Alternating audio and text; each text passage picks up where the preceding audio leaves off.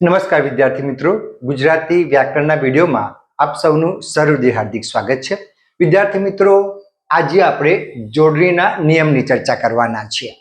વિદ્યાર્થી મિત્રો, તમે જાણો છો એ મુજબ આ વખતથી સરકારશ્રી તરફથી ધોરણ 9, 10, 11, 12માં પાઠ્યપુસ્તક પ્રથમ ભાષામાં જોડણીના નિયમો પાછળના પેજ ઉપર આપેલા છે.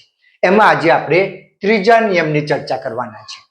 તો ત્રીજો નિયમ આ પ્રમાણે છે: જ્યાં કોમળ અનુસ્વાર આવતો હોય, યાદ રાખજો, જ્યાં કોમળ અનુસ્વાર આવતો હોય ત્યાં ઈ કે ઉ એ દીર્ઘ લખાય છે. અહીંયા તમે જોઈ શકો છો, મોટી ઈ છે, અહીંયા ઉ એ મોટો છે, ત્યાં દીર્ઘ લખાય છે. હવે એક વસ્તુ વિદ્યાર્થી મિત્રો ખાસ યાદ રાખજો કે અનુસ્વારની જગ્યાએ અનુનાસિક મૂકી શકાતો નથી. આની પહેલાના નિયમમાં આપણે જોયું હતું કે ત્યાં અનુનાસિક આપણે મૂકતા હતા, બરાબર. નિયમ નંબર 2 ની અંદર એમાં આપણે, તમે એ વિડીયો મેં બનાવીને મૂક્યો છે, જોઈ લેજો. એમાં આપણે અનુનાસિક મૂકતા હતા, પણ આમાં એટલા માટે મેં ખાસ નોંધ લખી છે કે અહીંયા અનુસ્વારની જગ્યાએ અનુનાસિક મૂકી શકાતો નથી. મેં તમને ઉદાહરણ આપ્યું છે, રીચ, તો અહીંયા અનુસ્વાર છે, પણ કેવો અનુસ્વાર છે? તો અહીંયા નિયમ મુજબ કોમળ અનુસ્વાર છે, બરાબર. એટલે આ શબ્દ સાચો, અહીંયા તમે આ રીતે ન લખી ન શકો, બરાબર. અનુનાસિક આ તમે લખી શકતા નથી. તમે અહીં જોઈ શકો, મેં ખોટાની નિશાની કરી છે, બરાબર. એટલે તમે ખાસ યાદ રાખજો કે જ્યાં કોમળ અનુસ્વાર આવતો હોય ત્યાં ઈ કે ઉ એ દીર્ઘ લખાય છે અને અનુસ્વારની જગ્યાએ અનુનાસિક મૂકી શકાતો નથી. હવે આપણે જોઈએ કે કોમળ અનુસ્વાર કોને કહેવાય. તો કોમળ અનુસ્વાર એટલે જ્યારે તમે એનો ઉચ્ચાર કરો છો ત્યારે તેનો ઉચ્ચાર એકદમ હળવો કે નરમ સ્વરૂપે થાય છે, બરાબર. તેને આપણે કોમળ અનુસ્વાર કહીએ છીએ. જો તમારે સાદી ભાષામાં સમજવું હોય તો એમ કહી શકાય, આ કોઈ નિયમ નથી, પણ સાદી ભાષામાં સમજવું હોય તો એમ કહી શકાય કે અનુસ્વાર મૂકવો પડે પણ બોલવો ન પડે, બરાબર. અનુસ્વાર મૂકવો પડે પણ બોલવો ન પડે. જેમ કે આપણે પંકજ શબ્દ બોલીએ છીએ, બરાબર. અને તમે પંકજ શબ્દ લખો, પંકજ, તો પંકજની ઉપર વિદ્યાર્થી મિત્રો આપણે અનુસ્વાર મૂકવો પડે અને બોલવો પડે. માનો કે લખું છું પંકજ, બરાબર, તો આપણે અહીંયા અનુસ્વાર મૂકીએ છીએ અને બોલીએ પણ છે. માનો કે અનુસ્વાર કરી નાખું તો શું થઈ જાય? પકજ. તો આ તીવ્ર અનુસ્વાર થયો. આ વિદ્યાર્થી મિત્રો મેં તમને જે ઉદાહરણ આપ્યું છે ને, એ તીવ્ર અનુસ્વારનું છે. અહીંયા તમે અનુસ્વાર પર નિયમ પ્રમાણે મૂકવો પડે પણ આપણે બોલતા નથી. એક સામાન્ય સાદી ભાષાની ચાવી છે, બરાબર. એટલે તમને ખ્યાલ આવી ગયો હશે કે કોમળ અનુસ્વાર કોને કહેવાય. વિદ્યાર્થી મિત્રો, અનુસ્વારના કેટલા પ્રકાર છે, કયા કયા છે, ક્યારે મૂકી શકાય, કેમ મૂકી શકાય, એનો વિડીયો મેં અલગ બનાવીને મૂક્યો છે, એ તમે જોઈ લેજો એટલે તમને વધારે ખ્યાલ આવે. ફરી આપણે ચર્ચા કરીએ છીએ કે જ્યાં કોમળ અનુસ્વાર આવતો હોય ત્યાં ઈ કે ઉ એ દીર્ઘ લખાય છે અને ખાસ નોંધના રૂપમાં મેં લખ્યું છે કે અનુસ્વારની જગ્યાએ અનુનાસિક મૂકી શકાતો નથી. હવે કોમળ અનુસ્વાર એટલે અનુસ્વારનો ઉચ્ચાર જ્યારે ખૂબ હળવો નરમ સ્વરૂપે થાય ત્યારે તેને કોમળ અનુસ્વાર કહીએ છીએ. અને સાદી ભાષામાં અનુસ્વાર મૂકવો પડે પણ બોલવો ન પડે. તમે અહીંયા નીચે મેં દ્રષ્ટાંતો આપ્યા છે, તમને ખ્યાલ આવશે. જુઓ, અહીંયા રીછ, બરાબર, તો અહીંયા ઈ કેવી છે? આખી ઈ છે, જેને આપણે દીર્ઘ ઈ તરીકે ઓળખીએ છીએ, બરાબર.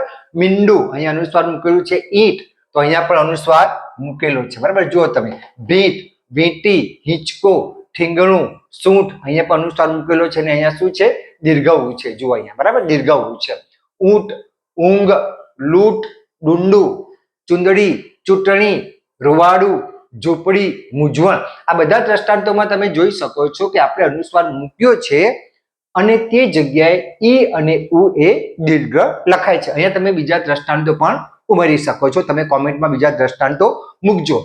હવે આપણે આ નિયમની અંદર પણ કેટલાક અપવાદો છે એ પણ જોઈ લઈએ. વિદ્યાર્થી મિત્રો, જો તમે કોઈ સ્પર્ધાત્મક પરીક્ષા આપતા હો કે પરીક્ષામાં અંદર મોટાભાગે એવા અપવાદરૂપ શબ્દો વારે ઘડીએ પૂછાય છે, તમારે ખાસ યાદ રાખવાના. તો અપવાદ છે. અપવાદ કયો છે એ જોઈએ કે ગુજરાતીમાં ઘણા શબ્દો એવા છે જે સંસ્કૃત, પ્રાકૃત કે હિન્દી વગેરેમાંથી તત્સમ કે તદ્ભવ રૂપે ઉતરી આવેલા છે. માટે દરેક શબ્દની જોડણી માત્ર ઉચ્ચારને આધારે નક્કી થતી નથી, બરાબર. યાદ રાખજો કે ગુજરાતીની અંદર ઘણા એવા શબ્દો છે જે સંસ્કૃત, પ્રાકૃત, હિન્દી વગેરેમાંથી તત્સમ કે તદ્ભવ સ્વરૂપે ઉતરી આવેલા છે. માટે દરેક શબ્દની જોડણી માત્ર ઉચ્ચારને આધારે થતી નથી. કેટલાક શબ્દોમાં મૂળ સ્વરૂપે જળવાય છે, જ્યારે કેટલાકમાં ગુજરાતી ઉચ્ચાર પ્રમાણે હસ્વ સ્વર રહે છે. જેમ કે સિંધુ, બરાબર, સિંધુ તમે જુઓ તો એની અંદર આપણે અનુસ્વાર કોમળ છે અને છતાં પણ અહીંયા હસ્વઈ કરી છે. આપવાદરૂપ શબ્દ છે, બરાબર, યાદ રાખજો, પરીક્ષામાં પૂછાય છે. એ રીતે હિન્દુ કે હિન્દુસ્તાન તમે લખો, બરાબર, આપણે હિન્દુસ્તાન લખીએ તો અહીંયા કોમળ અનુસ્વાર છે અને આગળ હસ્વઈ કરેલી છે, બરાબર. આમાં તમે બીજા શબ્દો ઉમેરી શકો. તો વિદ્યાર્થી મિત્રો, તમારે નિયમ ખાસ યાદ રાખવાનો છે. કોમન નિયમ છે કે જ્યાં કોમળ અનુસ્વાર આવતો હોય ત્યાં ઈ કે ઉ એ દીર્ઘ લખાય છે. હવે વિદ્યાર્થી મિત્રો, તમે પરીક્ષાની તૈયારી કરતા હો તો પરીક્ષામાં આ રીતે પ્રશ્ન પૂછાય છે. અહીંયા મેં ઉદાહરણ આપ્યું છે, જેમ કે નીચેના શબ્દોની સાચી જોડણી જણાવો. તો અહીંયા ચૂંટણી લખ્યું છે, અનુસ્વાર છે, બરાબર, અને અહીંયા શું કર્યું છે, આપણે હસ્વઉ કર્યું છે. ચૂંટણી અહીંયા દીર્ઘઉ કર્યું છે. ચૂંટણી જો નાસિકીય મૂક્યું છે, અહીંયા અનુનાસિક જેને કહેવાય તે, અને ચૂંટણી, બરાબર. તો આની અંદર તમારે સાચો શબ્દ લખવાનો હોય તો સાચો શબ્દ આ છે, નિયમ પ્રમાણે, બરાબર. નિયમ કયો છે? જ્યાં કોમળ અનુસ્વાર આવતો હોય ત્યાં ઈ કે ઉ દીર્ઘ લખાય છે. તો અહીંયા સાચું છે. આ મેં અહીંયા ખરાની નિશાની કરી છે, તમને ખ્યાલ આવે. બીજું વધારે ઉદાહરણ જોઈએ તો તમને વધારે ખ્યાલ આવશે.